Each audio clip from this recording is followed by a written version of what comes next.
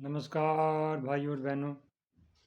मैं अपना एक लेख आपके समक्ष प्रस्तुत करने जा रहा हूँ। इस लेख का शीर्षक है रामदेव की विचारधारा और कृषि क्रांति। भारतीय किसानों की हालत बहुत ही खराब थी और अभी भी है। भारत के अधिकांश किसानों के पास बहुत कम ज़मीन है। जिन किसानों के पास पर्याप्त ज़मीन है उनकी भी हालत बहुत ख़राब है। सरकार ने कृषि को उपेक्षित कर रखा था। अब जाकर मोदी जी ने कृषि को पर्याप्त उन्नत करने का प्रयास किया है और किसानों की हालत को भी सुधारने का प्रयास किया है। कुछ ही दिनों बाद भारत के किसानों की हालत बहुत ही अच्छी हो जाएगी। जितनी उपजाऊ ज़मीन भारत के पास है उतनी उपजाऊ ज़मीन विश्व के किसी भी देश में नहीं है। इस तरह तो भारत को विश्व का सबसे समृद्ध देश होना चाहिए, लेकिन इतनी उपजाऊ ज़मीन होने के बाद भी भारत विश्व के निर्धनतम राष्ट्रों में शामिल था। अब भारत विश्व के चौथे आज आज भारत विश्व की चौथी सबसे बड़ी अर्थव्यवस्था बन गया है। भारत के अधिकांश लोग परम निर्धनता में डूबे हुए थे। ये घटना और परिस्थितियाँ 2014 से पहले की थी। भारत का किसान हाड़ तोड़ मेहनत करता था, लेकिन उसे मिलता कुछ भी नहीं था। वह करोड़ों लोगों का पेट भरता था, लेकिन फिर भी उसकी आमदनी इतनी भी नहीं होती थी कि वह अपना ढंग से गुजारा कर सके। इस तरह भारत का मजदूर दिन रात खून पसीना एक करता था और भारतीय अर्थव्यवस्था में अपना अमूल्य योगदान देता था, पर उसकी आमदनी इतनी भी नहीं होती थी कि वह ढंग से अपने परिवार की देखभाल कर पाए। इसके लिए हमारी वर्तमान व्यवस्था ही जिम्मेवार है। इस व्यवस्था में रहकर जो लोग धनवान बनते हैं उनमें से अधिकांश लोग बेईमानी से धनवान बनते हैं। ईमानदारी से बहुत कम लोग धनवान बनते हैं। शायद ही कोई उद्योगपति होगा जिसके पास काला धन ना हो और जो अपने कर्मचारियों का शोषण न करता हो। ये सब घटनाएं और परिस्थितियां 2014 से पहले की हैं। शायद ही कोई राजनीतिक होगा जो भ्रष्ट न हो, जिसके पास काला धन न हो। 2014 से पहले भाजपा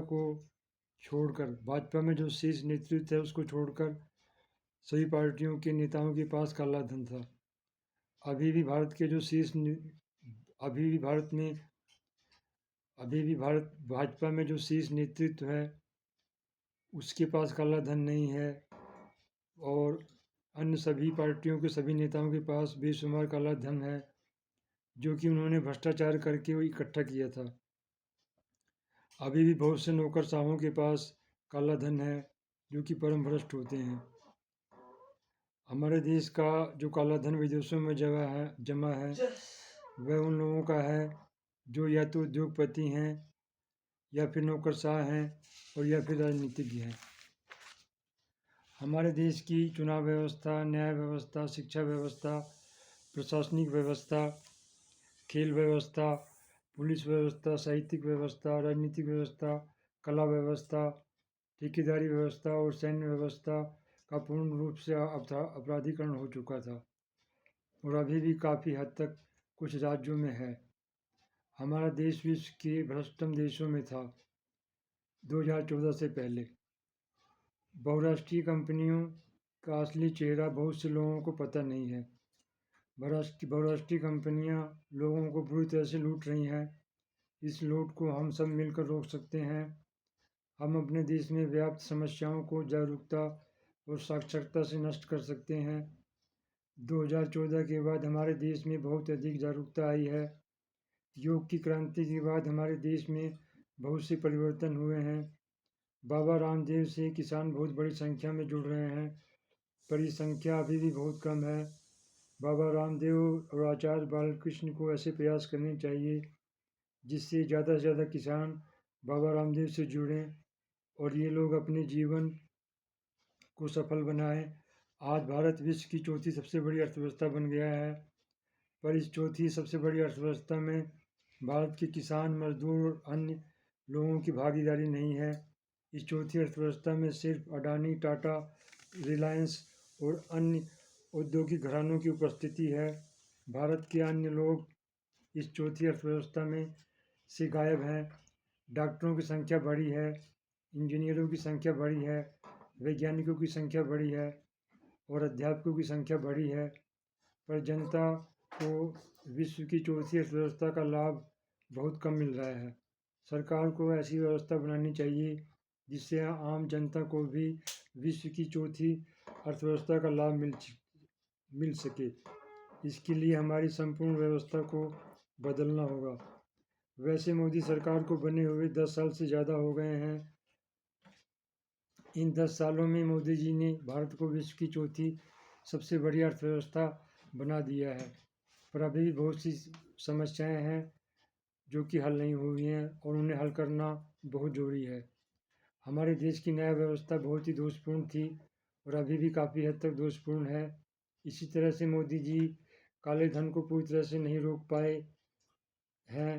अभी भी काला धन बहुत बड़ी मात्रा में सृजित हो रहा है विभिन्न प्रकार की प्रक्रियाओं के माध्यम से। इन्हें रोकना होगा।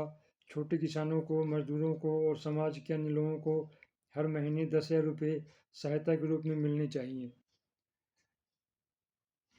तभी भारत के लोगों को विश्व की चौथी अर्थव्यवस्था का लाभ मिलेगा। हमारे देश की शिक्षा व्यवस्था को सुधारना होगा। हमारी शिक्षा व्यवस्था औपनिवेशिक मानसिकता से ग्रसित है। हमें अपनी शिक्षा व्यवस्था को भारतीय संस्कृति के अनुकूल बनाना होगा। इसी तरह से राजनीतिक व्यवस्था, प्रशासनिक व्यवस्था और आर्थिक व्यवस्था को भ्रष्टाचार मुक्त करना होगा। तभी हमारा देश एक विकसित देश बनेगा। मेरी वीडियो को देखने के लिए आपका बहुत बहुत धन्यवाद। अगर आपको मेरा ये वीडियो पसंद आया हो, कृपया मेरे चैनल को सब्सक्राइब कर लें। भारत अमर रहे, भारत के लोग अमर रहें, भारत विकास करता रहे। वंदे मातरम। भारत माता की जय। नमस्कार।